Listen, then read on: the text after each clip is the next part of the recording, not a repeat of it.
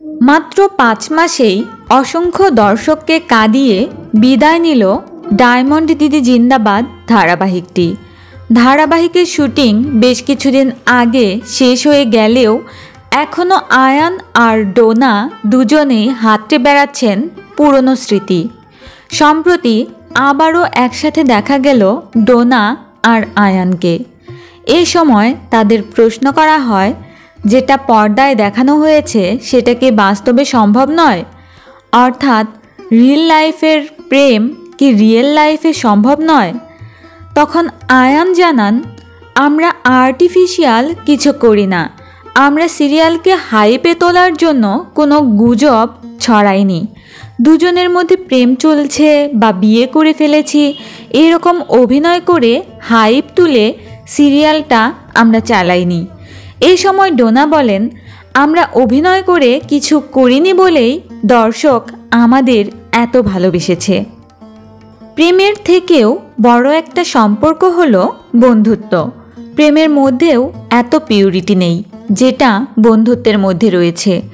এ সময় আয়ান আরও যোগ করে বলেন, প্রেমিক বা প্রেমিকাকে সব কথা বলা যায় না, কিন্তু একটা বন্ধুকে সব বলা যায়।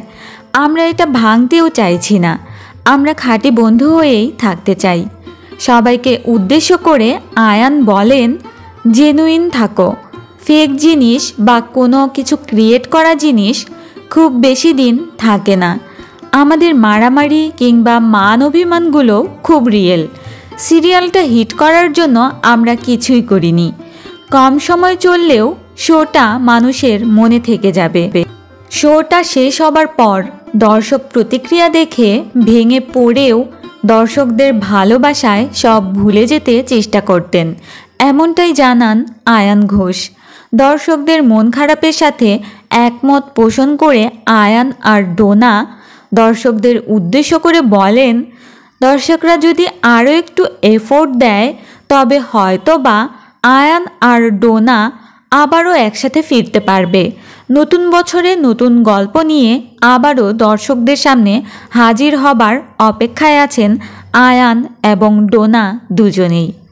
তো বন্ধুরা, আয়ান এবং ডোনার এই মিষ্টি জুটি আবারও পর্দায় দেখার অপেক্ষায় রয়েছে কারা কারা?